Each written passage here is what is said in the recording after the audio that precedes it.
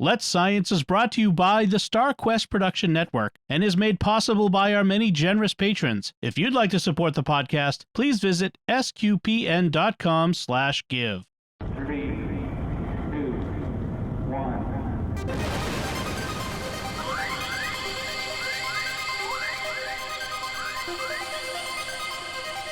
We live in a universe of scientific wonders. Every day, scientists are inching towards breakthroughs which can change our lives. We're playing our small part in sharing these wonders with you. That's why today is a fine day for science. So let's science.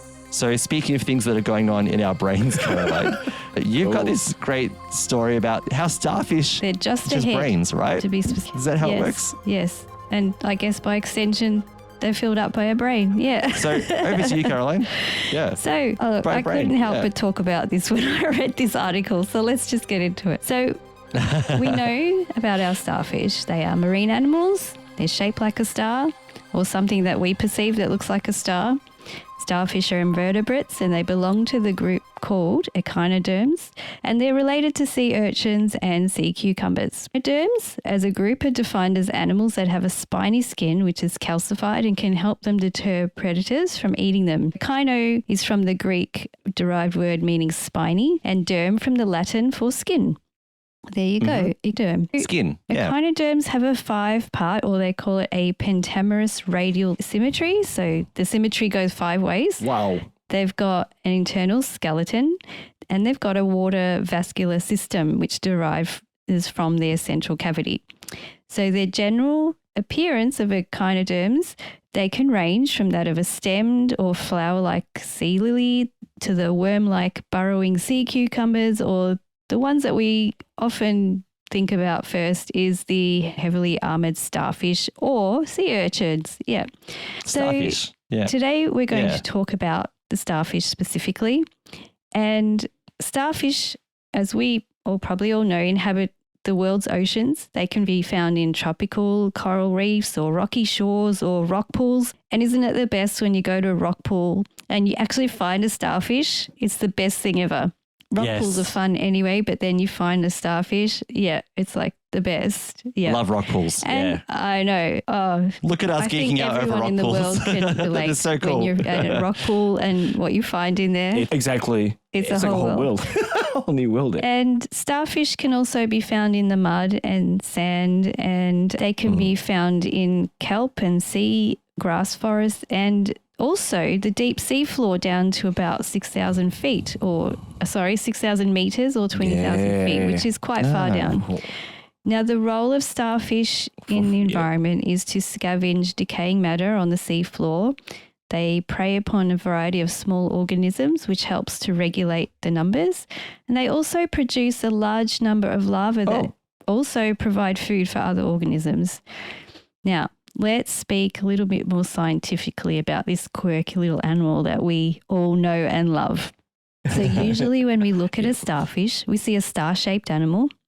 And I'm not even sure if I've thought specifically about its shape in too much detail, but now since reading this article, I really have. So we think about a starfish having 5 arms usually. Say we call them arms, so 5 arms. We know it's got a little mouth and that's about it. But where's its head? Like, where is the starfish head? Actually, it turns out that the starfish is actually a head, right? A starfish is a head. Okay. Wow. So It's a head. So it's Wow, according that's so to an cool. article Yeah. published in the journal Nature, which was published on the 1st of November 2023. A group of scientists decided to do some genetic studies to investigate the body plan of the starfish and how it evolved this way. Most animals are bilaterally symmetrical, which means the body can be divided in 2 identical halves. So if you divided yourself into 2 halves, you'd have a leg and an arm on both sides, half your head. So you'd be identical on both sides. Gotcha. Now, starfish, as well as sea yeah. anemones and sand dollars, I learned is a flat burrowing sea urchin. I don't know if I've really known about them before. They have a radial symmetry, which means they have identical segments that radiate out from a single point. Starfish have a symmetry that allows them to be divided into 5 segments, right? So now Oh, goodness me. there are genes that will determine an animal's body plan that usually code for bilateral plan. But for starfish, the genes have evolved to move away from the bilateral body plan to the 5-way body plan. That's what I'm calling it. During the development of an animal from the time it begins to grow, there are genes that instruct the tissues to form a head, but it can result in different anatomy in species, which we'll see here. So in animals such as the starfish, which seems to use these genes, it can be hard to determine which part of the animal is the head versus the trunk and the tail because it's not always obvious. So in a starfish, it's been found that the genes coding for the head are actually involved in the development of the starfish nervous system and skin rather than the head with a brain, as would be the normal in most other animals. And actually the head is the whole of the starfish. In this study, locate the parts of the starfish body where head coding genes are active, the researchers compared the genetic markers in a small sea star with the species of an acorn worm, which is closely related to the starfish, that has a well-studied genome. The team of scientists performed the study were able to create a 3D map of the genes from the starfish arms. So what they found is that the genes expressed in the head of the acorn worm were actually found in the starfish skin that covered the entire body and were expressed more in the center of each arm. And there was no genetic coding at all for a trunk or the torso for the starfish. So scientists have determined from the genetic study that starfish is actually a head-like animal, completely covered in head cells, right? Wow. One of the scientists of the study, Chris Lowe from Stanford University, said that the study shows that rather than losing their head, they're almost entirely head and they've actually lost their trunk. It was thought that in the science of biology that the starfish actually lost their heads. But the study is showing the opposite. They've lost their trunk, right? Yeah, that's it. Get rid of it. So millions of years ago, animals like this, the starfish, sea cucumbers and sea urchins, used to have a bilateral symmetry. But today their larvae, which are still actually bilateral, develop into the 5-axis structure that we see today. So at some point in time, they evolved to be their current shape and structure. So usually there is an evolutionary advantage to changing. Perhaps they needed to adapt to a different environment to gain a food source. The food source could have changed. Maybe the bilateral structure was no longer useful and it was phased out. And usually what happens is the animal that is able to survive in an environment is the one who gets to live, gets to produce offspring, and therefore the next generations of the species. Just makes sense. So if an animal has changed genetically, then these changes are passed on to offspring as well. It's just natural selection, another thing that evolution, natural selection, awesome stuff. So we could get, that could be a whole topic on itself. Oh, wow. So the research group next planned to look at ancient fossils to see if they can find earlier starfish structures. Yeah, to see if they can find where the trunks and tails may have actually been lost. And then perform studies on other echinoderms to see if this pattern of being mostly a head extends to them as well. Yeah, evolution or changing of a species as it adapts is something really fun to think about. Amazing. Really interesting area of studies. Yeah. Is there a fossil? Yeah, fossils of earlier starfish that. So it's the same with all science. You ask a question. You get some answers, but you've got to ask more questions. It always finds out So, and the more you learn that way too. So there you go.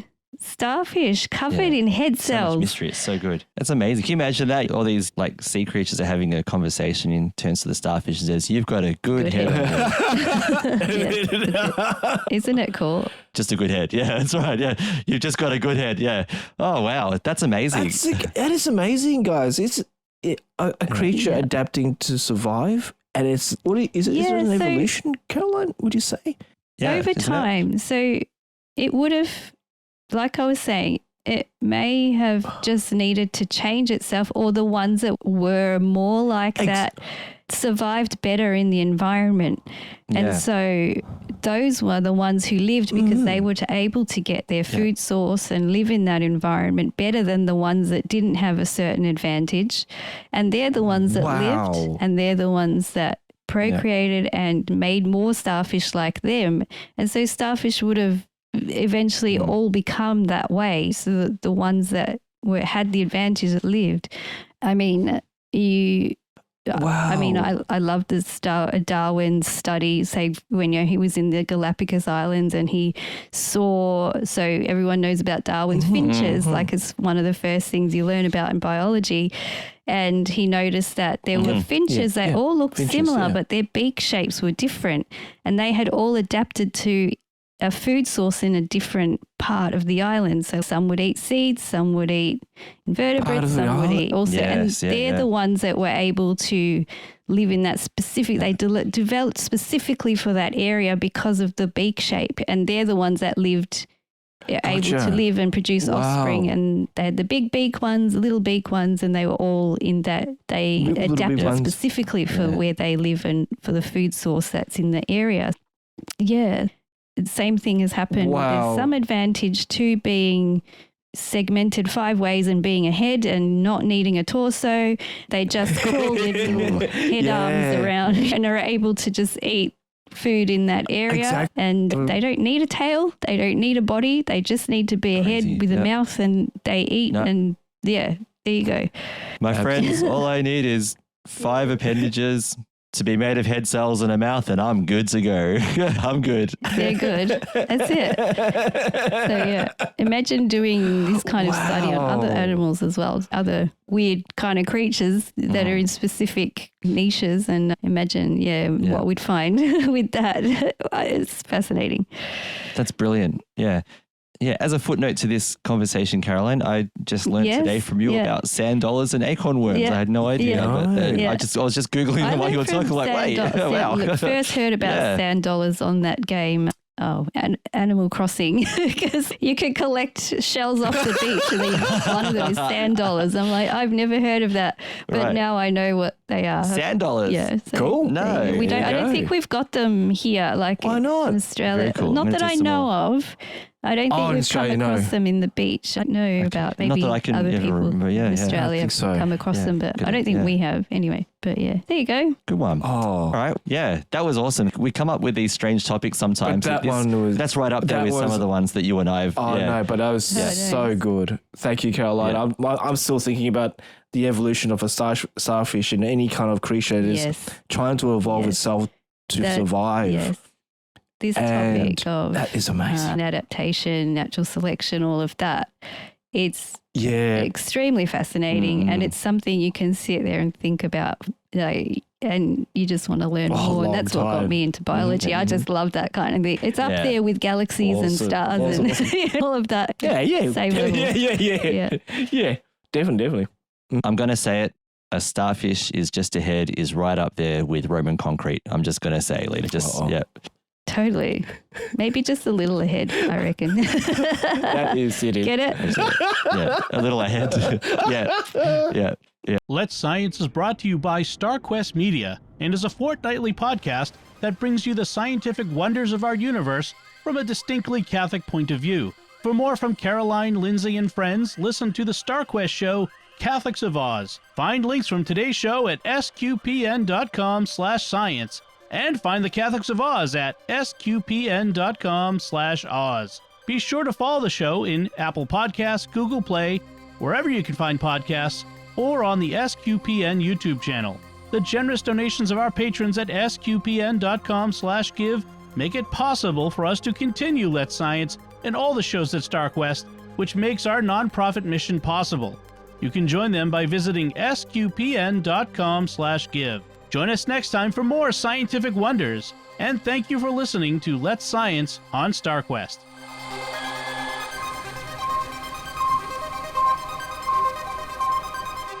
Here's another show on the StarQuest network you're sure to enjoy. The Secrets of Doctor Who. Find the show wherever fine podcasts are found or at sqpn.com/Doctor Who.